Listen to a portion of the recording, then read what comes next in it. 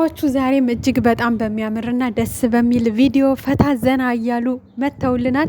ሰላም ውድና የተከበራችሁ ቤተሰቦቼ እንዴት ናችሁ? ለዚህ ቤት አዲስ ከሆናችሁ በቅንነት ሰብስክራይብ እና ላይክ እያደርጋችሁ አበረታቱኝ። እንዲሁም ደግሞ ግምጃዬ ነቅታለች፣ ደህና ነች። የተጨነቃችሁ ያሰባችሁ እንኳን ደስ አላችሁ። በጣም በጥሩ ሁኔታ ላይ ትገኛለች። ያው ድንጋጤው ምኑም ተጨማምሮ ነው ትናንትና እንደዛ የነበረችውና እንዳያችሁት የቪዲዮ መጨረሻም ደህና መሆኗን ሳናቅ ነበር ያለቀው። ዛሬ ግን ሰላም ሁና ደህና ሁና ፈታ ብለው መጥተዋል ማለት ነው። ዛሬም እንግዲህ መዝናናቱ ደስ የሚል ጊዜውን እያሳለፉ ይገኛሉ። ዛሬ ራሱ በጣም አሪፍ ጊዜ ነው ያሳለፉትኝ። ፈታ ብለዋል። ምንም ችግር የለውም።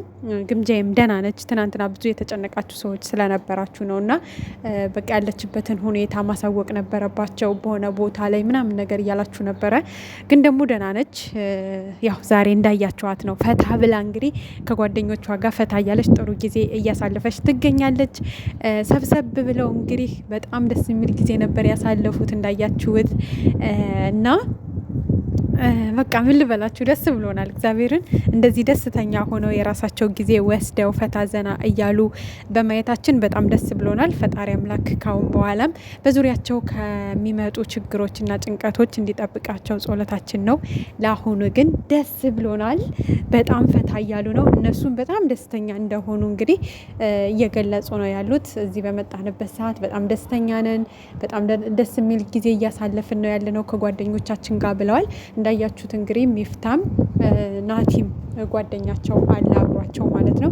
ፈታ ዘና እያሉ ነው። እንዲሁም ግምጃዬ እና ያው በቃ ለየት አባቱ ለየትኛው ጊዜ ባላችሁ ነገር ባላችሁ ጊዜ ፈታ በሉ። በተለይ ኢትዮጵያ ስትመጡ ይሄን ቦታ መታችሁ ማየት አለባችሁ። በጣም ደስ የሚል ቦታ ነው። በቃ ደስ የሚል ጊዜ እያሳለፍን እንገኛለን እና እናንተም ባላችሁ ጊዜ በቃ ራሳችሁን ዘና አድርጉ። ለዚች አጭር ጊዜ ለዚች አጭር ነገር አትጨናነቁ።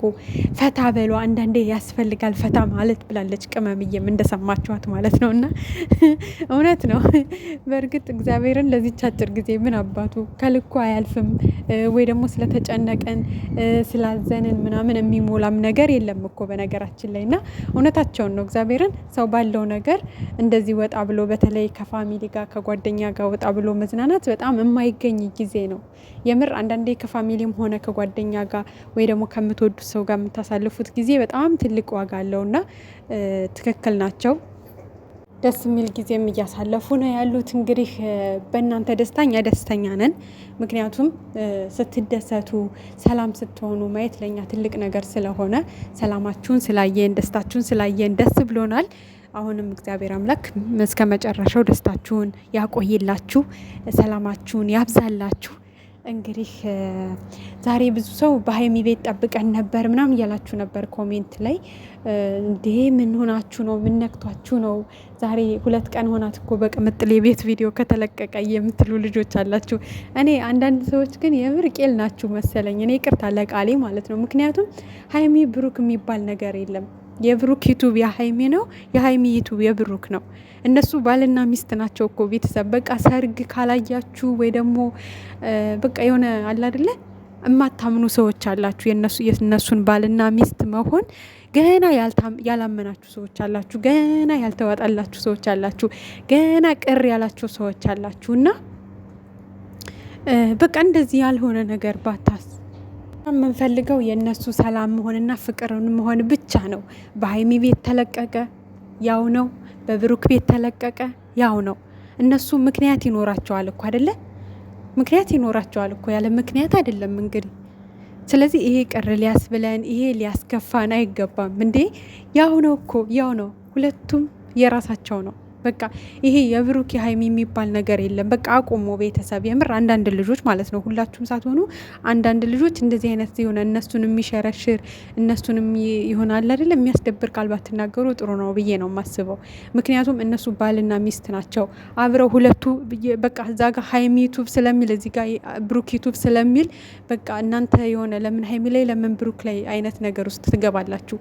እነሱ እኮ ብሩክ ኤንድ ሀይሚ ማለትም ይችላሉ ከፈለጉ። ምክንያቱም ባልና ሚስት ናቸው፣ አብረው ነው ያሳደጉት። ቤተሰብ አንድ ልብ የምትሉት ነገር ቢኖር ሀይሚ ቻናል ላይ ሀይሚ ያመጣችው ነገር ብቻዋን የለም። ብሩክ ቻናል ላይ ብሩክ ብቻውን ያመጣው ሰብስክራይብ የለም። ገብቷችኋል? ሁለቱም ቻናል ላይ የራሳቸውን አስተዋጽኦ፣ የራሳቸውን ድካም፣ የራሳቸውን መስዋዕት ከፍለዋል። ስለዚህ የሀይሚ ቻናል ማለት የብሩክ ነው፣ የብሩክ ቻናል የሀይሚ ነው። ያው ነው፣ ባልና ሚስት ናቸው፣ አንድ ነው። ቅር ሊላችሁ አይገባም። የምር እንዲህ ሰው ግን በስመ አብ የምር በጣም አንዳንድ ሰዎች በጣም ነው የምትገርሙት። እግዚአብሔርን እንዲህ ምንድን ነው? እሺ ጉዳቱ ምንድን ነው? ነገ አሁን በተከታታይ በሀይሚ ቤት ሊለቀቅ ይችላል። እንዲሁም ደግሞ በቃ ምንም ችግር የለውም እኮ ቤተሰብ እንዴ በሱ ቤት ተሰራ በሷ ቤት ተሰራ ያው ነው በቃ አንድ አካል አንድ አምሳል ማለት እኮ ባልና ሚስት ስለሆኑ ነው አይደለ እንዴ?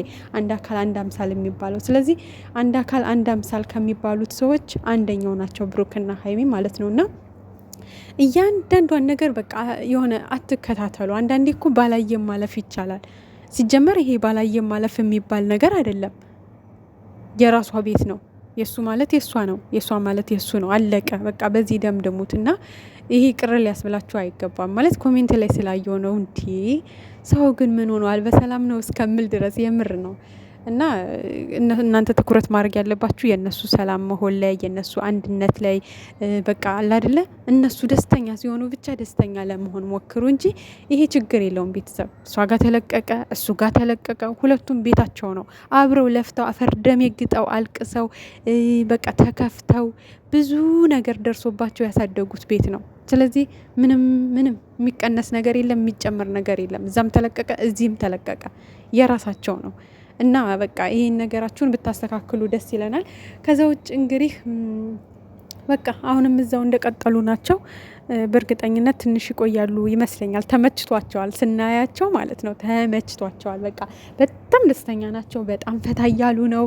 የሚገርም ጊዜ እያሳለፉ ነው። እና ያው ወጩ ነው እንጂ የሚከብደው እኮ አንድ ወርም ቢቀመጡ እኛ ደስ ይለን ነበር እንዴ። የምሬን እኮ ነው። ትንሽ እንደውም ራቅ ብለው በቃ ሰላማቸውን እንዲያገኙ የምፈልግ ነበረ። እና ያው ለነሱ ወጪ ይከብዳቸዋል እንጂ ግን በደንብ ቪዲዮቸውን ካያችሁላቸው፣ ላይክ ካረጋችሁ፣ በደንብ ቪዲዮን ጨርሳችሁ ካያችሁ፣ ማስታወቂያ ሳታሳልፉ ካያችሁላቸው ስለሚከፍላቸው ችግር የለውም። ቢቆዩም ያው ይከፍሉታል ማለት ነው። ግን ብዙ ሰው ላይክ አያረግም። የላይክ ቋጣሪ ነው። በተለይኛ አበሻዎች ጋር ማለት ነው። በቃ ላይክ አያረግም ማለት የሆነ ክብራችን ላይ የሆነ ነገር እንደተቀነሰ ያክል ነው፣ ወይ ደግሞ የሆነ አካላችን ላይ የሆነ ነገር እንደተቆረጠ ያክል ነው የምናስበው። እና ብዙ ጊዜ አሁን በጣም እንወዳቸዋለን ነው የሚለው በጣም ብዙ ሰው። ግን ላይክ ጋር ስትገቡ እንደ የትኛው ሰው ነው የሚወዳቸው? ቃል ማለት ፍቅር በተግባር እኮ አይደለም።